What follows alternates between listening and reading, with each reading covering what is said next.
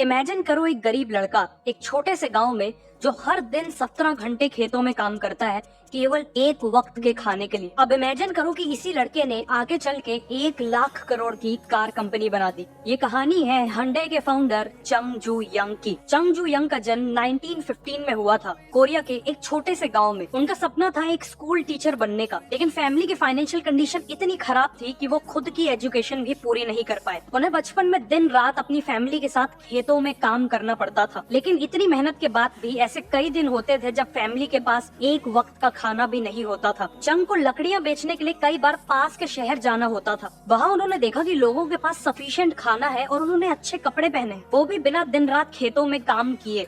ये सब देख के वो अपनी गरीबी और अपनी फार्म की लाइफ से फ्रस्ट्रेट होने लगे और अपने लिए भी एक बेटर जिंदगी चाहने लगे। एक दिन उन्होंने एक न्यूज़पेपर आर्टिकल में पढ़ा कि पास के एक शहर में एक बड़ा कंस्ट्रक्शन प्रोजेक्ट लग रहा है और उस प्रोजेक्ट के लिए वर्कर्स की जरूरत है। ये पढ़ते ही वो सोच में पड़ गए और उनकी धड़कनें तेज हो गई। और 1932 में 16 साल की उम्र में चंग ने एक चौंका देने वाला फैसला लिया। एक रात चंग अपने एक दोस्त के साथ चुपके से शहर की ओर निकल पड़े। वो कोवॉन शहर पहुँचे और वहाँ कंस्ट्रक्शन लेबरर का काम ले लिया। काम काफी मुश्किल था और कमाई काफी कम, लेकिन चुंग काफी खुश थे क्योंकि वो लाइफ में पहली बार इंडिपेंडेंटली कमा पा रहे थे। करीब 2 महीने तक ये सिलसिला चला, जिसके बाद वो पकड़े गए। चुंग के फादर ने उन्हें ढूंढ लिया और उन्हें वापस गाँव आकर फार्मिंग में लगना पड़ा। वो जानते थे कि खेतों में काम करके वो कभी भी गरीबी से बाहर नहीं निकल पाएंगे और इसीलिए वो 2 बार और भागने की कोशिश करते हैं, लेकिन दोनों ही बार उनके फादर उन्हें कुछ ही दिनों में ढूंढ लेते। फाइनली 1934 में 18 की एज में वो अपना 4th एस्केप अटेम्प्ट करते हैं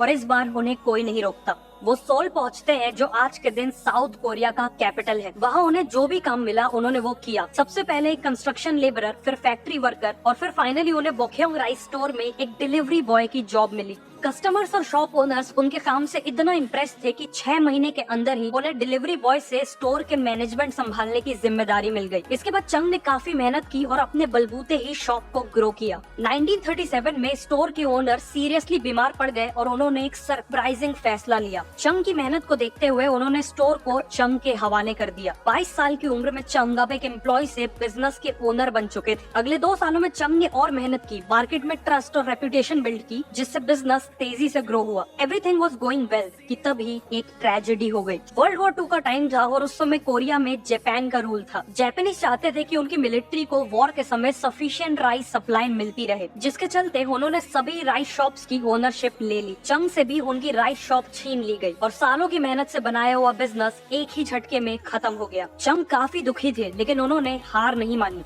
अगर मैं दिलो जान से कुछ भी काम करूं तो मैं उसमें सक्सेसफुल हो सकता हूं। इस सोच के साथ वो ऐसा बिजनेस ढूंढने लगे जिसमें जापानीज गवर्नमेंट का इंटरफियरेंस नहीं था। बहुत जल्द उन्होंने कार रिपेयर बिजनेस में जीरो डाउन किया और 1940 में 3000 वॉन का लोन लेके एडो सर्विस गैराज खोला। लेकिन इस बार किस्मत इतनी खराब थी कि खुलने के 1 महीने बाद ही गैराज में आग लग गई और सब कुछ जल के राख हो गए। चंग की सिचुएशन काफी डिफिकल्ट थी।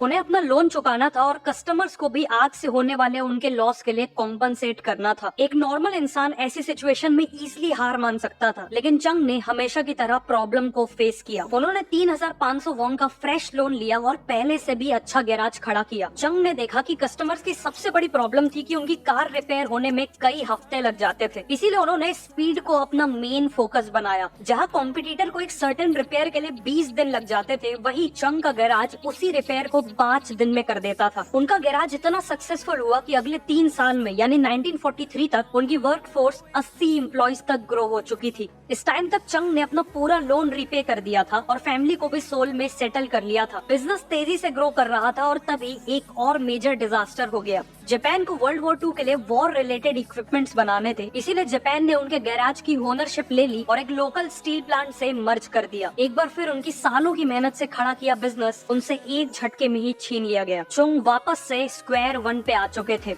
उन्हें अपनी फैमिली के साथ गांव वापस लौटना पड़ा, लेकिन इस बार उनके पास 50,000 वॉन की सेविंग्स थी और वो कॉन्फिडेंट थे कि वो फिर से एक बिजनेस बना लेंगे। वर्ल्ड वॉर 2 के खत्म होने के साथ साथ कोरिया में जापान का रूल भी खत्म हो गया। 1946 में चंग वापस सोल आ जाते हैं और अपना कार रिपेयर बिजनेस रीस्टार्ट करते हैं। बिजनेस पुराना था पर इस बार नाम नया था, Hyundai ऑटो सर्विस। Hyundai मतलब मॉडर्न, कार रिपेयर का बिजनेस ठीक ठाक चल रहा था कि तभी चंग ने नोटिस किया कि अमेरिका अपनी मिलिट्री फोर्सेस के लिए बिल्डिंग्स बना रहा है। उन्होंने कंस्ट्रक्शन बिजनेस में एक बड़ी अपॉर्चुनिटी को स्पॉट किया। उनके पास कंस्ट्रक्शन का ज्यादा एक्सपीरियंस नहीं था, लेकिन उनके अंदर कंस्ट्रक्शन का वो पैशन अभी भी जिंदा था जो उन्हें अपने यंग डेज में एक लेबर की तरह काम करके मिला था। और इसीलिए उन्होंने 1947 में 31 की एज में Hyundai सिविल वर्क्स कंपनी को एस्टेब्लिश किया और कंस्ट्रक्शन बिजनेस में एंट्री ली। शुरुआत में उन्हें काफी छोटे मोटे काम मिले, लेकिन 1950 आते आते उनकी कंपनी को मेजर कंस्ट्रक्शन प्रोजेक्ट्स मिल रहे थे और अब यही उनका मेजर बिजनेस बन चुका था। सब कुछ ठीक चल रहा था कि तभी कहानी में एक और ट्विस्ट आता है।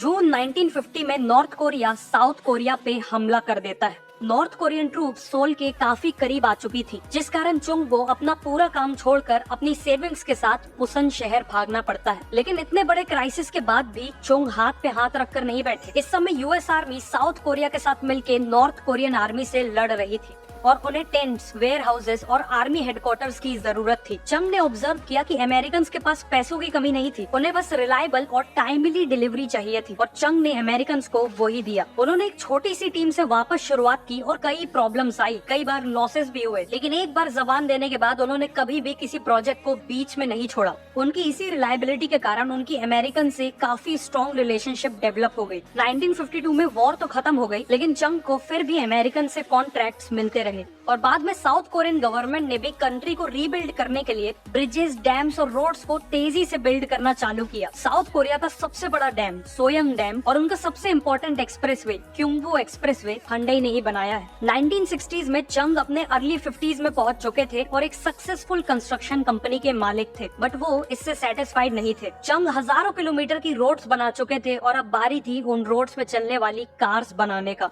1967 में चंग ने एस्टेब्लिश की Hyundai मोटर कंपनी और 1968 में फोर्ड के साथ एक डील की, जिसमें वो फोर्ड की कोर्टिना कार्स को असेंबल करने वाले थे। 2 साल तक ये जॉइंट वेंचर सक्सेसफुली चला, जिसके बाद दोनों कंपनीज के बीच में कॉन्फ्लिक्ट्स डेवलप होने लगे। फोर्ड नहीं चाहता था कि Hyundai अपनी खुद की कार बनाए और इसीलिए 1973 में चंग ने ये पार्टनरशिप खत्म कर दी और इमीडिएटली नए पार्टनर्स ढूंढने लगे। उन्होंने मैन्युफैक्चरिंग की टेक्नोलॉजी के लिए जनरल मोटर्स और फोक्सवैगन जैसी कंपनी से डील करने की कोशिश की, लेकिन सब ने मना कर दिया। फाइनली उसी साल उन्होंने जापान की मित्सुबिशी मोटर्स से एग्रीमेंट किया। मित्सुबिशी Hyundai को कार्स बनाने की टेक्नोलॉजी देने के लिए तैयार हो गया था। बेस्ट पार्ट वॉज कि इस डील में Hyundai अपनी ब्रांडिंग और अपने दिए नाम के साथ कार बेच सकता था। उसी दौरान साउथ कोरियन गवर्नमेंट ने भी ऑटोमोबाइल कंपनीज के लिए एक आदेश निकाला कि उन्हें एक सिटीजन्स कार बनानी है, एक ऐसी कार जो अफोर्डेबल और रिलायबल हो और उसमें केवल साउथ कोरिया में बने पार्ट्स ही यूज हो। 1976 में चंग ने एक नया प्लांट सेटअप किया और Hyundai ने बनाई साउथ कोरिया की फर्स्ट एवर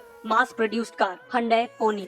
अपनी अफोर्डेबिलिटी के कारण ये कार साउथ कोरिया में इतनी सक्सेसफुल हुई कि देखते ही देखते Hyundai ने 60% मार्केट शेयर कैप्चर कर लिया और वहाँ की सबसे बड़ी कार कंपनी बन गई। लेकिन एक कैच था, साउथ कोरिया का टोटल कार मार्केट केवल 30,000 कार्स का था, जो प्रॉफिटेबल होने के लिए सफिशिएंट नहीं था। Also Hyundai Pony South Korea में जितनी बड़ी सक्सेस थी, ओवरसीज मार्केट में उतनी ही बड़ी फेलियर थी।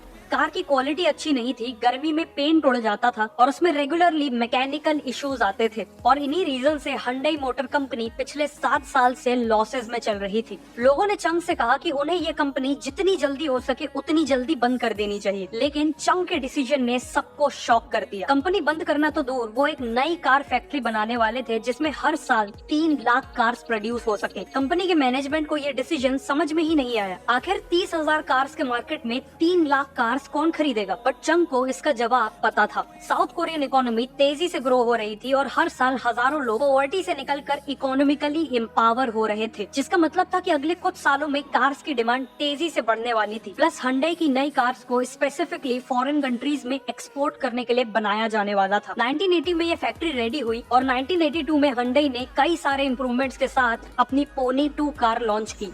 न केवल ये कार साउथ कोरिया में सुपर हिट रही, बल्कि उसे अफ्रीका, लैटिन अमेरिका और कनाडा जैसी कंट्रीज में भी सक्सेसफुली एक्सपोर्ट किया गया। अगले कुछ सालों में Hyundai 4 लाख कार्स बेच के प्रॉफिटेबल हो चुकी थी। Hyundai अब ग्लोबल लेवल पे एक डिसेंट कार कंपनी की तरह एस्टेब्लिश हो चुकी थी, लेकिन वर्ल्ड का टफेस्ट और बिगेस्ट कार मार्केट यानी यूएसए को क्रैक करना अभी भी बाकी था। साथ में Hyundai ने देखा कि यूएसए में सेकेंड हैंड कार्स का मार्केट बहुत बड़ा था। उन्होंने इन्हीं कस्टमर्स को सेकेंड हैंड कार के प्राइस पे अपनी नई Hyundai एक्सेल ऑफर की, वो भी 5 साल की वारंटी के साथ। इस स्ट्रेटेजी ने यूएस के कार मार्केट को हिला के रख दिया। Second hand car buyers instantly Hyundai Excel में शिफ्ट हो गए। 1986 में Hyundai ने यूएसए में करीब 1,70,000 एक्सेल्स बेची और 1987 में करीब 2,60,000। इन दोनों ही साल Hyundai एक्सेल यूएसए की टॉप सेलिंग इंपोर्टेड कार बन गई। यूएस मार्केट में तब तक इतनी बड़ी इनिशियल सक्सेस किसी और कार कंपनी ने नहीं देखी थी और इसी के साथ Hyundai ग्लोबल लेवल पे एक मेजर कार कंपनी की तरह एस्टैब्लिश हो गई। उसी साल 72 की एज में चंग ने Hyundai से रिटायरमेंट ले ली